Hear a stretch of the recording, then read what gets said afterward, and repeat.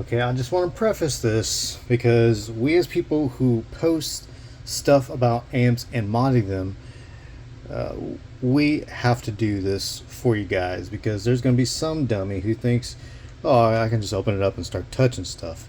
No, you can't, okay? Don't do it. Just don't. If you don't know what you're doing, don't do it, alright? Anyway, there's my multimeter, okay? I'm going to go ahead and plug this, or put the negative into a grounded spot. I like to put them on those little screw things. Let me see. Those guys. Basic ground there. And I want to show you guys what I'm talking about. So obviously the filter cap is what's going to hold all that voltage. Let's see if I can do this without... There we go. Alright, so these guys. Electrolytic caps. These are what hold the charge and they stay in the amp. And some amps are better with discharging them right away. Some amps aren't. So basically I got this set on voltage here just to read voltage, and I'm going to go ahead and hit this one big resistor. Alright, look at that, 179 dead. Okay, you're dead. You touch this, you're dead, man. Don't do it.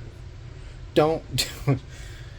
Alright, anyways, so what we need to do is go ahead and discharge this amp, and it's going to be, I like to use this little situation, these little alligator clips and stuff, and I hook it up to this little resistor here, make sure it's nice and connected so it doesn't fall off or anything.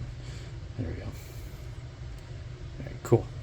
And you're going to go ahead and stick it to chassis, to ground, right there. Alright, so first thing we're going to do, what I like to do, is I like to put gloves on, just in case I do touch something, like a dummy, like some dummies out there. I don't mean that, but you know, just be careful. I like to put these little electrical rubber gloves on to help. And I'm taking my precautions for you guys, so you guys understand. Alright, so let's take this reading again. Alright, so we're at 178. Alright, cool. Now let's see if we get a big old spark once we take this resistor. This is a 5 watt 100 ohm. Okay, let's see what happens.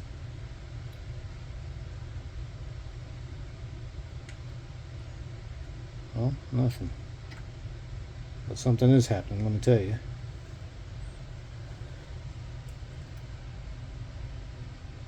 And just make sure you hit one spot, you know.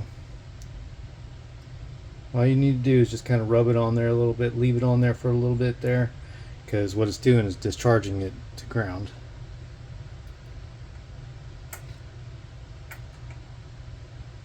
Okay. Let's go ahead and check it again. Alright, you see? 0.5 now. Doing much better. Let's go ahead and hit it again.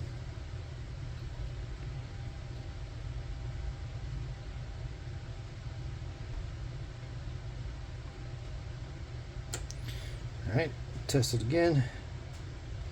As you can see, it goes down. So the other thing I like to do is to just kind of check other spots in the amp. Like these little caps back over here, they usually have something on. You see? There you go. 6 volts. That's another cap that is holding some charge there. So what I'm going to have to do is unhook here. I don't know that you can see it, but I'm hooking up to the other side, just so I have a little bit of space to bring this over. So let's go ahead and hit this. Alright. Leave it on there for a little bit. Wonderful. Check it again. Alright, it's going down. Let's check over here too. Yeah, okay. Let's just do this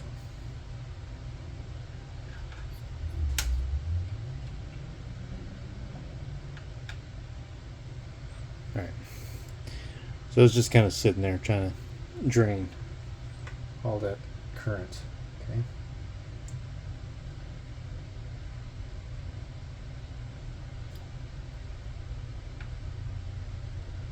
All right. Now, let's go back over. All right, we're at 1.8. Let's keep on going.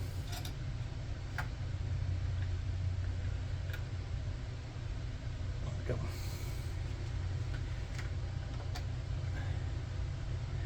And I'm hitting another cap. I'm going to turn this so you guys can see. Okay, but I'm hitting another cap over here. As you can see, it's going down as discharging. I have it sitting on this one over here, and I'm checking it off of this one because it's the same voltage. As you can see, you can't just put it on and just take it off and then it's good to go. No.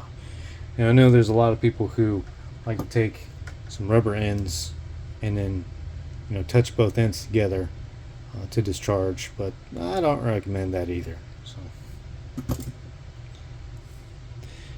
as long as you're kind of below 1 volt, I would even say, you know, keeping it around 3.3, I should say, then I think you're okay. So then I like to do is go ahead and touch the tops of these.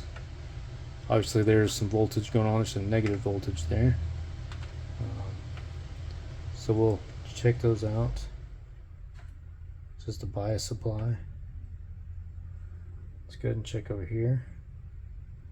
Power tubes are drained. Power section's good. The bias section is still got a little bit going on there. Let's kind of find out where we can hook up. Where is that going? I don't remember exactly where that. Oh, there it is, right there. Okay. So, kind of poking around, making sure. Check your caps. Just check your caps. Okay. You do that. What I'm gonna do is come back over here, check this voltage. Yeah, we're good there. So that's pretty much drained there. Now that I found this one, we're gonna go ahead and do it over here too. Damn, that's like right in the middle. So connect back over here. Perfect. And we're gonna hit it. And what we could do, you're not supposed to have 2 hands up here. Always have 1 hand down, never 2 in the amp itself. When you're working with live current, but it's always a good practice to do it that way. So let's check it out. There we go. And then we'll go back and check the bias caps. Oh, that wasn't it. Okay. So we got more. You can't just stick it on top of this. That doesn't work that way. Okay. Or it actually did.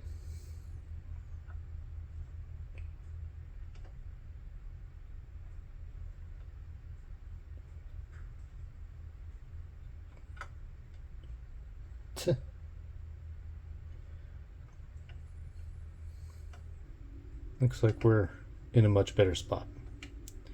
So there you go. That's how you discharge. Don't do anything stupid. Don't do it if you don't know what the hell you're doing. Just don't.